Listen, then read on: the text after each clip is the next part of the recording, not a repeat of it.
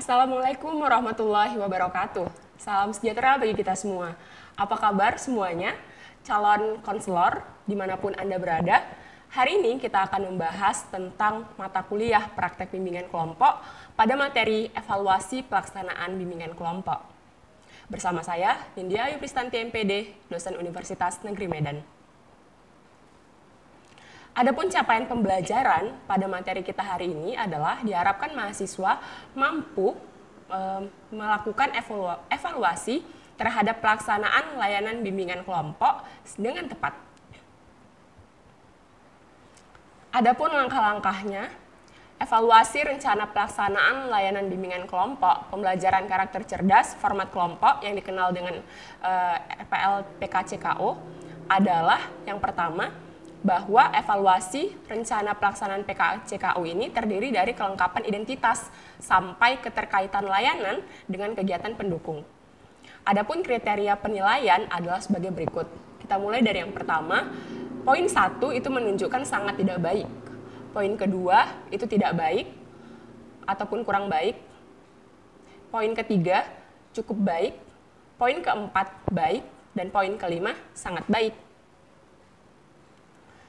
Kita nilai dari aspek penilaian yang pertama, kelengkapan identitas. Kita tentukan apakah dia poinnya 1, 2, 3, 4, atau 5. Begitu juga untuk seterusnya. Kita nilai sesuai dengan kelengkapan yang ada di RPL.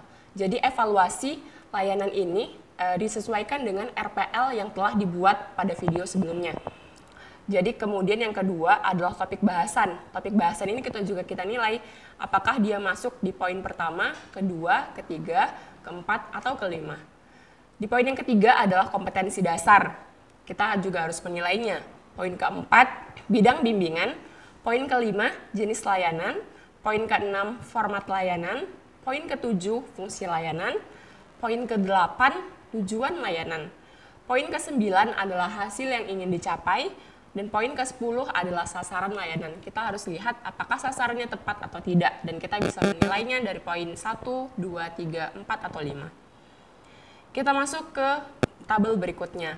Ada karakter yang dikembangkan. Kita harus menilai apakah karakter-karakter ini sudah menunjukkan poin yang sudah bagus atau belum. Jika belum, kita bisa menilai dengan angka 1. Jika sudah cukup sangat baik, kita bisa menilainya dengan angka 5. Bisa disesuaikan dengan laporan yang ada ataupun dengan RPL yang ada. Kemudian kita lihat poin 12 itu ada uraian kegiatan. Uraian kegiatan itu kita nilai juga. Kemudian yang poin yang ke-13 ada strategi penyajian atau metode. Ada juga poin ke-14 tentang lampiran materi. Jadi materi-materi yang ada di RPL itu harus dilampirkan. Jadi itu menjadi bahan untuk kita evaluasi apakah RPL-nya sudah baik atau belum. Kemudian poin ke-15 ada langkah-langkah pelayanan. 15.1 ada tahap pengawalan. 15.2 ada tahap peralihan. 15.3 ada tahap pembahasan topik. 15.4 ada tahap penyimpulan.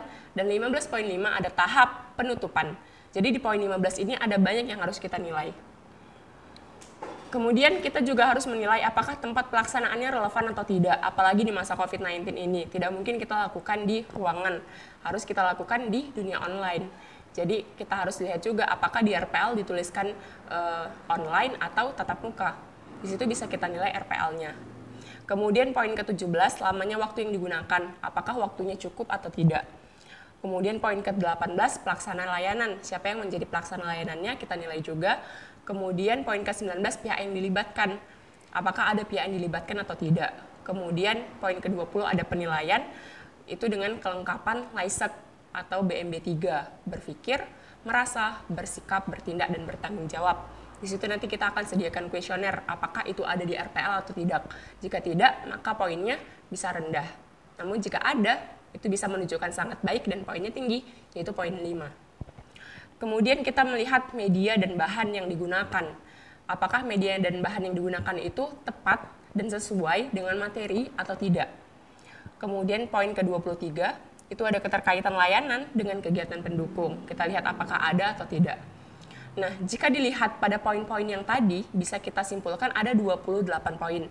Jika kita kalikan dengan nilai yang tertinggi adalah 5, maka jumlah skor akhir adalah jumlah skor yang didapatkan dari hasil kuesioner tadi dibagi dengan 140, karena 28 ke 5 adalah 140, baru dikali 100. Maka itulah yang akan menjadi nilai RPL yang akan kita evaluasi.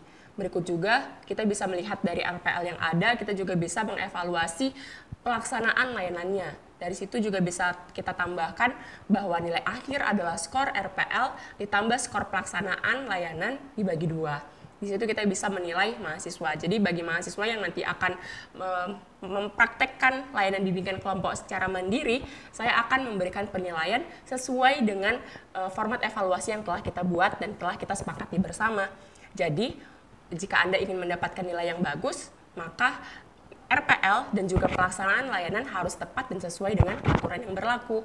Oke. Demikian mungkin materi hari ini. Lebih kurang saya mohon maaf. Kita harus stay strong, stay healthy. Dan Assalamualaikum warahmatullahi wabarakatuh. Salam sejahtera bagi kita semua. Salam sehat untuk seluruh calon konselor mahasiswa dimanapun Anda berada. Dah.